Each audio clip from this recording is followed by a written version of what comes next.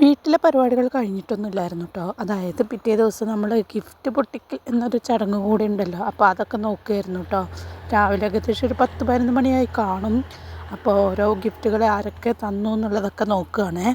അപ്പോൾ ചിലതിലൊന്നും പേരെഴുതിയിട്ടില്ല, ചിലതിൽ മാത്രമേ പേരുള്ളൂ കേട്ടോ. അങ്ങനെ ഇതാ എൻ്റെ കുരുത്തക്കേട് കുട്ടി അത് അവിടെ പെട്ടിയിൽ കയറിയിട്ടുണ്ട്. മറ്റേളും അതിലിരിക്കുമായിരുന്നു, പിന്നെ എണീച്ച് പോയിട്ടോ. അപ്പോൾ ഇത്രയും സാധനങ്ങളാണ് അവർക്ക് ഗിഫ്റ്റായിട്ട് കിട്ടിയത്. അതിൻ്റെ ഇടയ്ക്ക് കൂടെ ആരോ ഒന്ന് അവൾക്ക് ഉടുപ്പ് ഇടിയിച്ചു കൊടുത്തതാണ് കേട്ടോ. അപ്പോൾ അമ്മ എടുത്ത് കണ്ണാടിയിൽ കാണിക്കുന്നതാണ് ഇത്. അപ്പോൾ കുറച്ച് നേരം അവൾ ഇത് വെച്ചിട്ട് കളിക്കുന്നുണ്ടായിരുന്നു കേട്ടോ.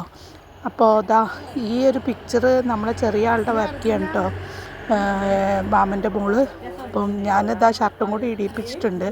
അപ്പോൾ അതൊക്കെ ഇട്ടിട്ട് അവൾ പുറത്തിങ്ങനെ അതിൽ ശ്രദ്ധ കേന്ദ്രീകരിച്ച് അങ്ങ് കളിക്കുകയാണ് കേട്ടോ. അപ്പോൾ ഗിഫ്റ്റൊക്കെ ഇതാ പുറത്ത് കൊലായിൽ ഫോട്ടോസും വീഡിയോസൊക്കെ എടുക്കാൻ വേണ്ടിയിട്ട് നിരത്തി വെച്ചിട്ടുണ്ട് കേട്ടോ. അപ്പോൾ ഇതാ നമ്മളെ ചെറിയ ആളുടെ പിക്ചറാട്ടോ, മുടിയൊക്കെ അങ്ങനെ തന്നെ അടക്കം വരച്ചിട്ടുണ്ട് കേട്ടോ. നല്ല എന്താ പറയുക, അവളിങ്ങനെയാണ് ഓരോ ചിത്രങ്ങളൊക്കെ ഓരോരുത്തരെ വരയ്ക്കലാണ് അന്നത്തെ പരിപാടി അവളുടേത് കേട്ടോ. ഇനിയും ചിത്രം വരച്ചിട്ടുണ്ട്, അത് കാണിക്കാം കേട്ടോ.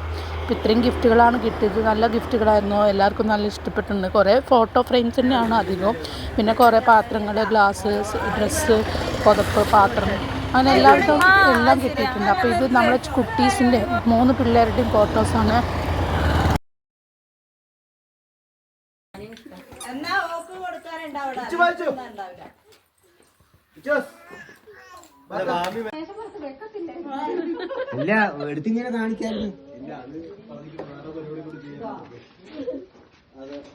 അത്യാവശ്യം നല്ല ക്വാളിറ്റിയുള്ള ഗിഫ്റ്റുകളാണ് കേട്ടോ കിട്ടിയത്. അപ്പം എല്ലാം നല്ല രസമുണ്ട് കേട്ടോ, എല്ലാവർക്കും ഇഷ്ടപ്പെട്ടു. ഇന്ന് ഏട്ടൻ്റെ ബർത്ത്ഡേയും കൂടെ ആയിരുന്നു കേട്ടോ. അപ്പം അതിൻ്റെ കേക്ക് മുറിയൊക്കെയാണ്. അപ്പോൾ കേക്ക് മുറിച്ചിട്ട് വാമിക്കാണ് വെച്ചെടുക്കുന്നത്. ഞാനപ്പോൾ എവിടേക്കോ പോയിരുന്നു കേട്ടോ, ഞാനതൊന്നും കണ്ടില്ല.